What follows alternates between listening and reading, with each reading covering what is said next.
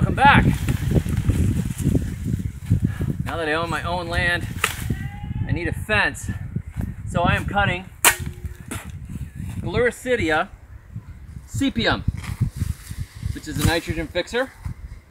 And it roots when you stick it in the ground. Now you saw me do a hedge at my old place, or a living fence hedge thing at my old place. I'm doing that again, and I'm going to take you up to look at it. Let me just drag this back up there.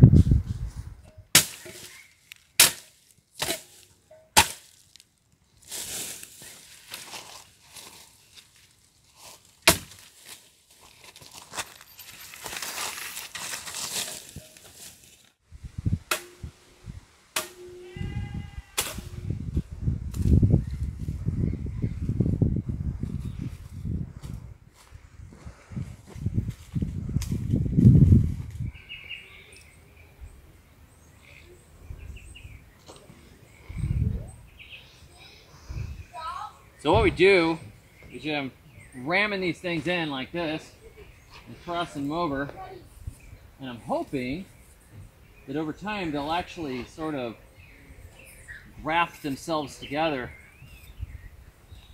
It's kind of cool. This species roots just right in. So that one's going to go in here, and that one goes out here, and then it kind of holds together.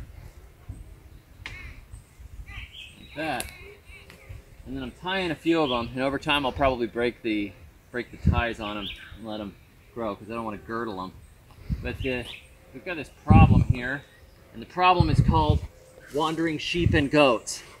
And so if I have a barrier of any sort, it makes a big difference. And this is a cheap one, and once it grows together, it's indestructible. Whereas if I put in a wooden fence, it'll rot out over time, or the termites will eat it, which I don't want.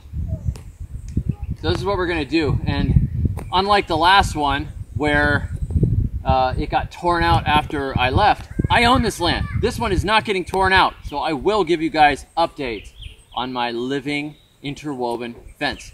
Thanks for watching. Be sure to check out the house build videos on Unauthorized. I'll put a link below. And until next time, may your thumbs always be green. I went to see David the Good. I bury old squirrels under leaves and wood. I planted my winter squash over chicken heads to overcome graze on in my tainted beds.